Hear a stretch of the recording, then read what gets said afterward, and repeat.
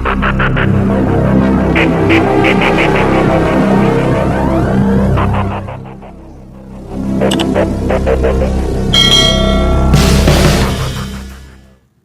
sahabat, apa kabar Anda hari ini? Semoga tetap sehat dan bahagia selalu. Kembali lagi saya hadir untuk berbagi cerita soal kisah-kisah kriminalitas. Misteri, unik, aneh, namun nyata terjadi. Hari ini saya ingin berbagi cerita soal kisah paling menggemparkan yang terjadi di Cianjur, Jawa Barat, di mana ditemukan sejumlah orang tewas di tempat akibat diberondong senjata api. Korban tewas dan luka-luka itu adalah Serma Sutaryat, Karsib Daeng Rusmana, Serma Junjun, Ujang Sugandi, dan seorang lelaki yang saat itu tidak diketahui namanya. Peristiwa ini terjadi menjelang Lebaran, atau tepatnya 20 Agustus tahun 1979 di Cianjur, Jawa Barat. Dikutip dari berbagai sumber, cerita ini bermula saat Sersan Mayor Sutaryat, yang merupakan juru bayar Kodim 0608 Cianjur, bertugas mengambil gaji tentara di Bank Karya Pembangunan Sukabumi, Jawa Barat.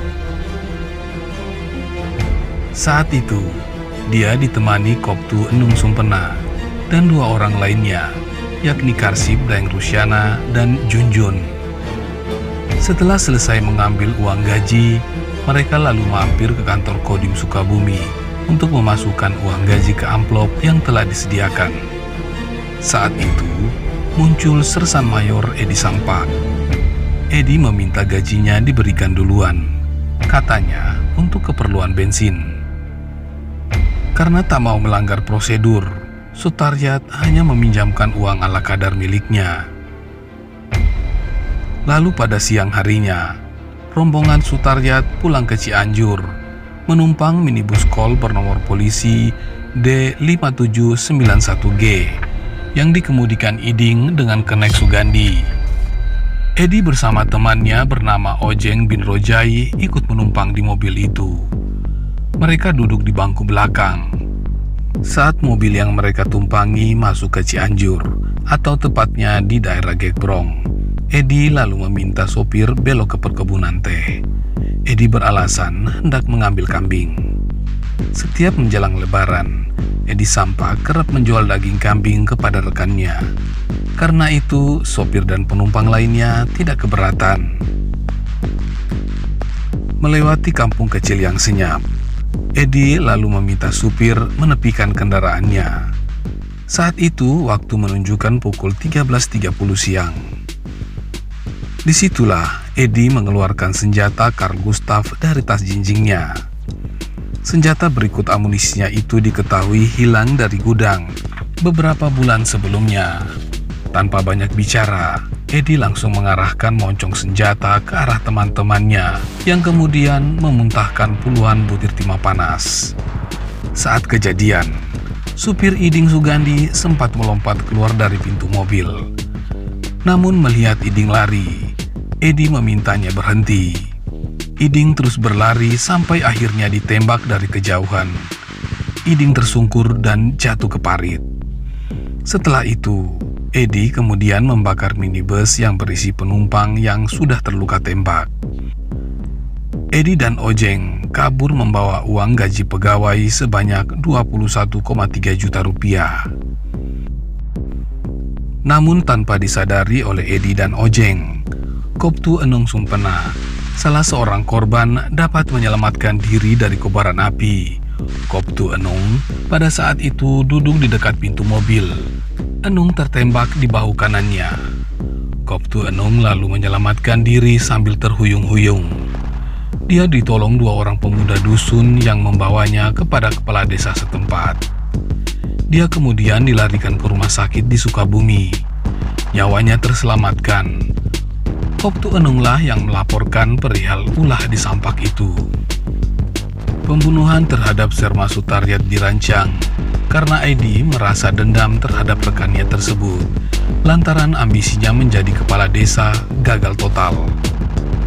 Gagalnya Edi juga karena banyak warga yang tidak menyukainya. Setelah gagal, dia kembali mencalonkan diri menjadi kepala desa di Nagrak Cianjur ketika berdinas di Koramil Karangtengah Cianjur pada tahun 1978. Saat pencalonannya itu, Edi meminjam uang sebanyak 3 juta kepada teman dan rentenir untuk memuluskan cita-citanya itu.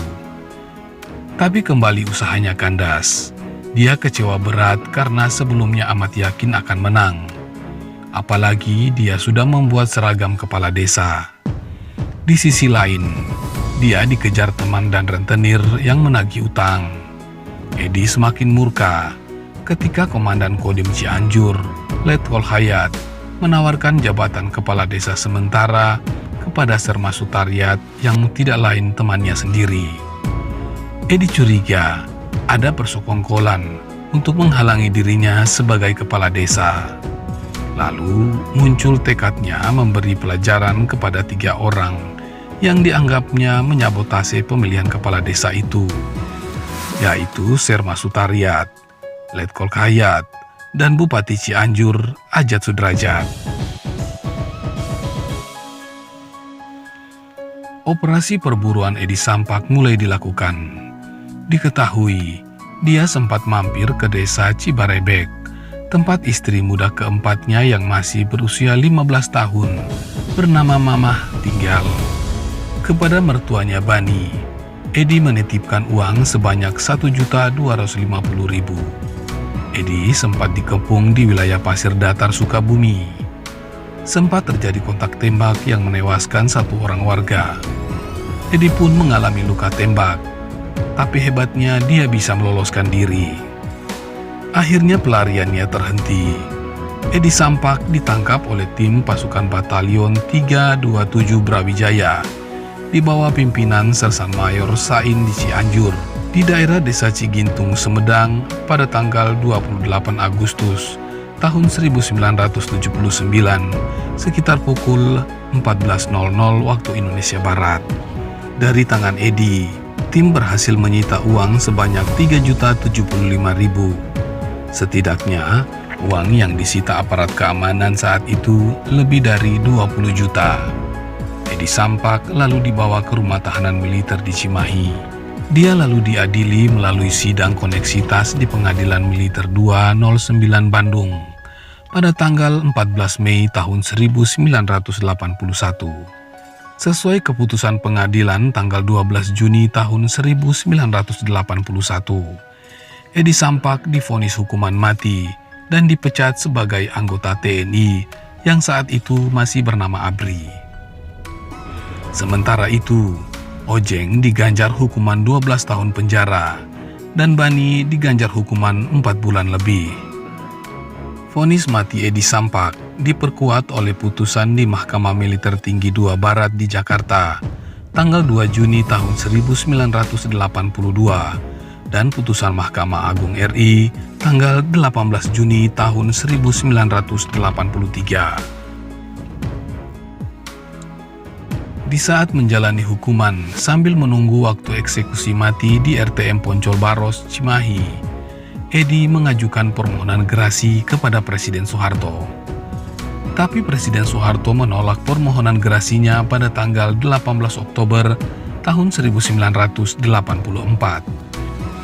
Edi marah karena dia tidak mau hidupnya berakhir di moncong senjata regu tembak. Lalu pada tanggal 24 Desember tahun 1984, Edi berhasil meloloskan diri dari sel tahanan RTM Poncol Baros, Cimahi. Dia sempat dinyatakan hilang. Sebelumnya, dia diketahui pulang ke Serang dan mendapatkan KTP palsu dengan nama Sidik. Dengan bermodal KTP itu, dia melalang buana dari Serang, Lampung, Palembang, Jambi, dan Bengkulu. Di kota-kota itu, dia menjalani berbagai profesi, dari pedagang hingga menjadi ustaz. Beberapa tahun kemudian, dia kembali menemui istri ketiganya Sayeti di Jayanti, Tangerang, hingga akhirnya ditangkap pada tahun 2006. Pada bulan Agustus tahun 2015, Edi Sampak mengajukan kembali permohonan gerasi kepada Presiden Joko Widodo. Tetapi Jokowi menolak gerasinya melalui keputusan Presiden tahun 2015 tanggal 31 Agustus. Kini, Edi Sampak masih mendekam di lapas kelas 1 Cirebon sambil menunggu eksekusi mati.